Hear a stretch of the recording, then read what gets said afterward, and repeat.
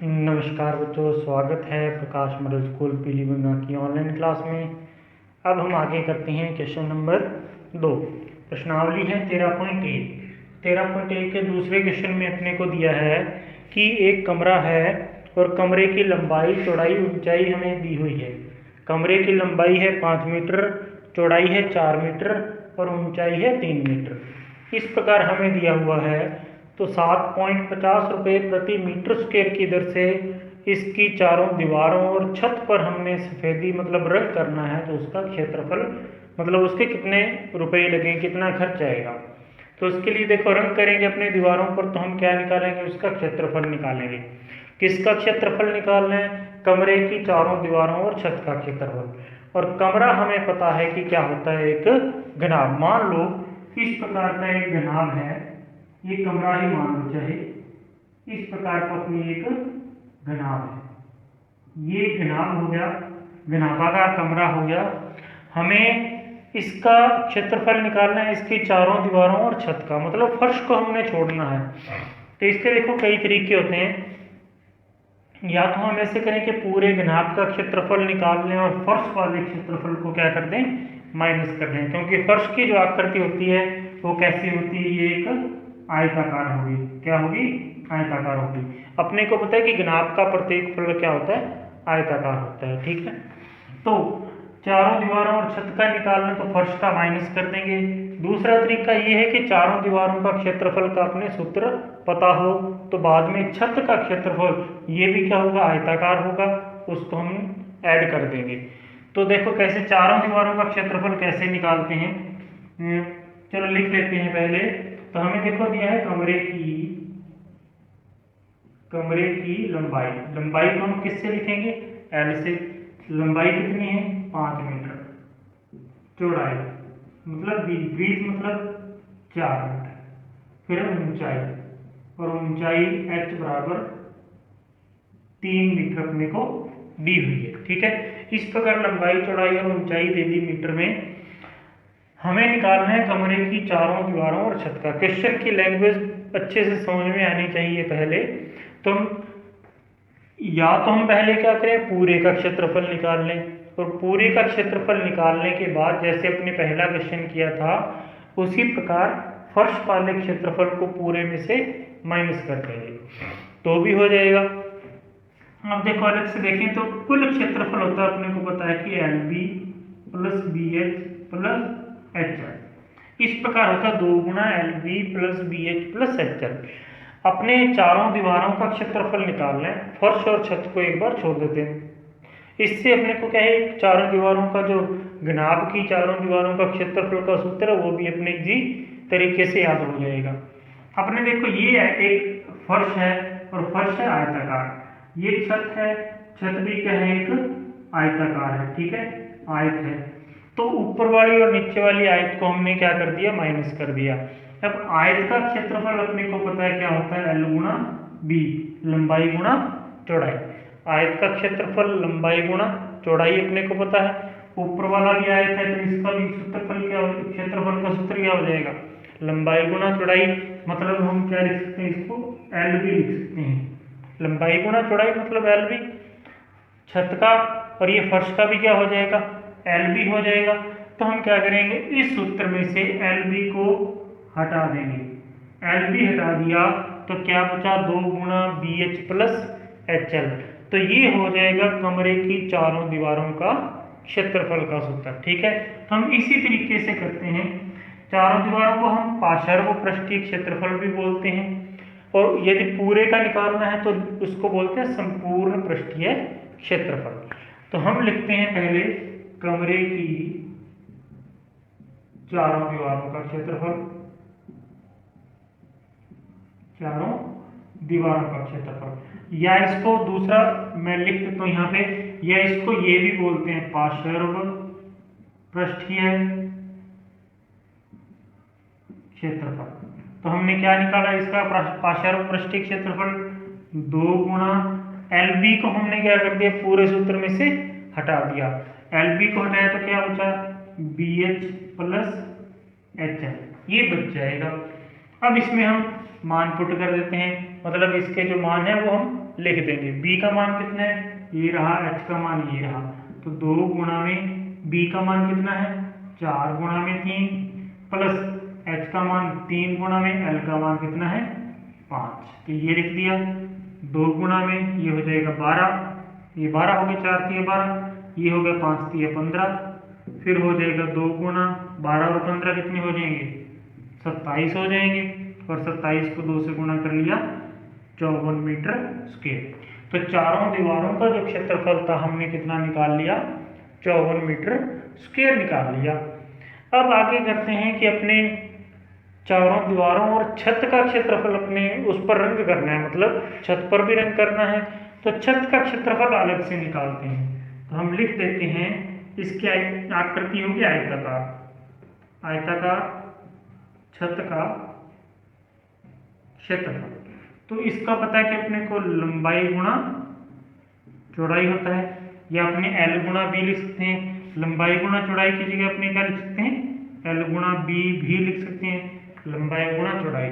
तो लंबाई कितनी है अपने को पता है 5 है, चौड़ाई कितनी है पता है कि 4 है, तो 5 चौका कितना हो जाएगा 20 मीटर स्क्वायर हो जाएगा।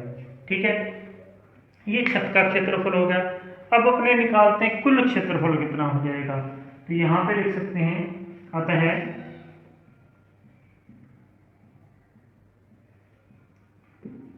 चारों दीवारों व छत का कुल क्षेत्रफल, ये हो जाएगा 54 प्लस 20 कितना हो जाएगा 74 मीटर स्क्वायर।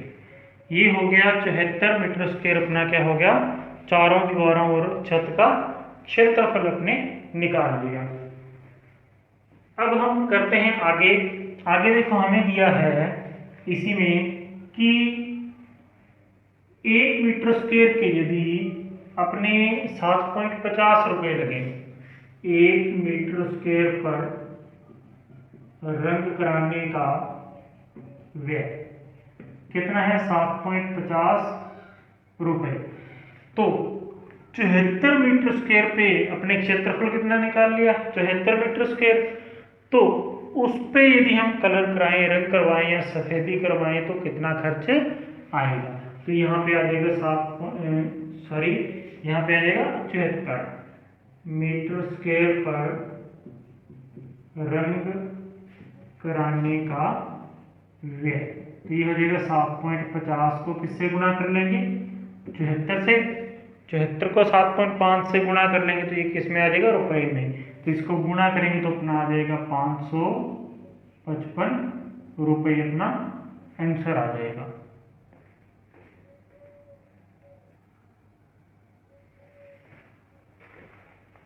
आगे हम करते हैं क्वेश्चन नंबर 3।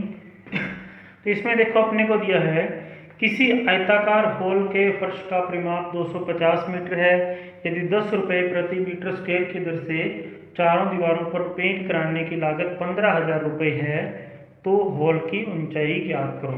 तो अपने देखो सबसे पहले क्या दिया है वो अपने लिख लेते हैं। दिया है कि किसी आयताकार हॉल के फर्श का परिमाप 250 मीटर है। कोई हॉल है, हॉल का फर्श क्या है वो आयताकार होगा। अभी हमने पिछले क्वेश्चन में देखा कि हॉल है, कोई भी कमरा है, कोई भी गनाब है, उसका फर्श है, छत है या चारों दीवारें हैं तो लगभग वो आयताकार ही होती हैं। तो फर्श है तो आयताकार दिया है, और आयताकार फर्श का परिमाप अपने को दिया है 250 मीटर। तो पहले हम लिख लेते हैं कि मान लेते हैं कि माना आयताकार हॉल की लंबाई तो एल मीटर मान ली, एल मीटर है, ठीक है, एल मीटर, चौड़ाई बी, चौड़ाई को हमने बी मीटर मान लिया, और ऊंचाई को हमने एच मीटर मान लिया। ठीक है, इस प्रकार हमने मीटर में मान लिया। लंबाई ही होगी, चौड़ाई होगी, ये ऊंचाई, क्योंकि अपने को लंबाई चौड़ाई ऊंचाई कुछ दिया नहीं है। ठीक है, तो हम पहले निकालते हैं कि आयताकार हॉल है, उसके फर्श है आयताकार, उसका परिमाप दिया है। तो आयताकार हॉल के फर्श का परिमाप क्या होता है, कितना दिया है अपने को, 250 मीटर। ठीक है, आयताकार हॉल का फर्श है, उसका परिमाप 250 मीटर है। तो आयत है, जैसे फर्श है, इस प्रकार का फर्श हो गया, तो इसका परिमाप क्या होता है, आयत का परिमाप अपने को पता है, ये एल है, ये लंबाई होगी, ये चौड़ाई होगी। ठीक है ना, तो लंबाई और चौड़ाई में तो इसका क्षेत्रफल होता है 2 गुना लंबाई प्लस चौड़ाई, ये परिमाप होता है। इसको हम लिख सकते हैं 2 गुना एल प्लस बी लिख सकते हैं। ठीक है, तो इसको हम लिखेंगे 2 गुना एल प्लस बी, मतलब किसके बराबर है, ये 250 मीटर के ही बराबर है। ये आयताकार फर्श का परिमाप ही हो गया, आयत का परिमाप किसके बराबर है, 250 मीटर के। ये एक बार हम यहाँ पे छोड़ देते हैं। ठीक है, अब आगे है, आगे दिया है कि 10 रुपये प्रति मीटर की दर से, मतलब 1 मीटर पर खर्च कितना आता है, 10 रुपये, और कुल हमने खर्च कर दिया 15,000 रुपये। तो कितने मीटर पर हमने रंग करवाया, तो यहाँ पे निकालने के लिए देखो कैसे करेंगे, हॉल की चारों दीवारों का क्षेत्रफल निकालना। तो क्षेत्रफल निकलेगा, देखो कैसे, कि कुल लागत हमने 15,000 रुपये खर्च कर दिए। ठीक है, तो दीवारों पर पेंट कराने की कुल लागत, कुल कितनी लागत हुई, और मतलब दीवारों पर जितनी भी दीवारें थी, चारों दीवारें थी, उन पर कुल लागत कितनी होगी, वो अपने को 15,000 दी हुई है। अब है 1 मीटर पर, 1 मीटर स्क्वायर पर पेंट कराने की लागत। यदि हम ऐसे करेंगे तो ये अपने पास दीवारों का क्षेत्रफल आ जाएगा, मतलब 1 मीटर पर हमने 10 रुपये खर्च किए, तो यदि 20 रुपये खर्च कर दिए तो कितने मीटर हो गया, 2 मीटर पे हो जाएगा। यदि हमने 50 रुपये में रंग करवाया तो वो कितने मीटर पर होगा, 5 मीटर में होगा। ये इसी प्रकार हम कर सकते हैं कि 1 मीटर में 10 रुपये लगते हैं, 2 मीटर में 20 लगेंगे, 3 मीटर में 30 रुपये लगेंगे। इसी प्रकार 15,000 रुपये लग गए तो कितने मीटर होगा, तो वो क्षेत्रफल आ जाएगा। तो हम लिख लेंगे यहाँ पे कुल रुपए, कुल लागत तो कितनी थी, 15,000, और हमने कितने, 1 मीटर के कितने रुपए थे, 10 रुपये थे, तो इसका क्षेत्रफल कितना आ जाएगा, 1500 मीटर स्क्वायर आ जाएगा। किसका क्षेत्रफल आ गया, ये देखो हॉल की चारों दीवारों का क्षेत्रफल। ठीक है, और फर्श का परिमाप कितना था, 250 मीटर था। अब ये अलग अलग 2 पार्ट हो गए। अब हम आगे करते हैं, आगे देखो कैसा करना है, अपने को हॉल की ऊंचाई निकालनी है, अपने हॉल की क्या निकालनी है, ऊंचाई। तो देखो ऊंचाई कैसे निकालेंगे, तो ऊंचाई के लिए हम क्या करेंगे, चारों दीवारों का क्षेत्रफल अपने को दिया है ना 15,000, तो चारों दीवारों का क्षेत्रफल का फॉर्मूला लगाते हैं, चारों दीवारों का क्षेत्रफल। फॉर्मूला क्या था, 2 गुना, देखो चारों दीवारें हैं तो एल बी को हटाया था, B H plus H L था। ठीक है, अब हम क्या करेंगे, इसको थोड़ा सा अपने सेट करेंगे कि 2 है, इसमें देखो एच कॉमन आ रहा है, एच कॉमन आ रहा है, दोनों में आ रहा है, तो एच को हम बाहर लिख लेंगे।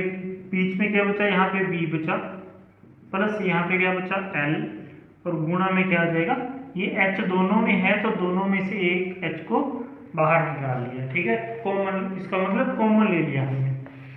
अब चारों दीवारों का क्षेत्रफल किसके बराबर है, 1500 मीटर स्क्वायर के बराबर, और चारों दीवारों का क्षेत्रफल का सूत्र क्या है, 2 B H, B plus L गुणा एच, और बराबर में किसके आ जाएगा, 1500 के आ जाएगा, क्योंकि ये भी चारों दीवारों का क्षेत्रफल है और ये भी चारों दीवारों का क्षेत्रफल अपने को संख्यात्मक रूप में दिया हुआ है। ठीक है, तो ये सूत्र रूप में हो गया चारों दीवारों का क्षेत्रफल, और ये संख्यात्मक रूप में अपने चारों दीवारों का क्षेत्रफल लिख लिया।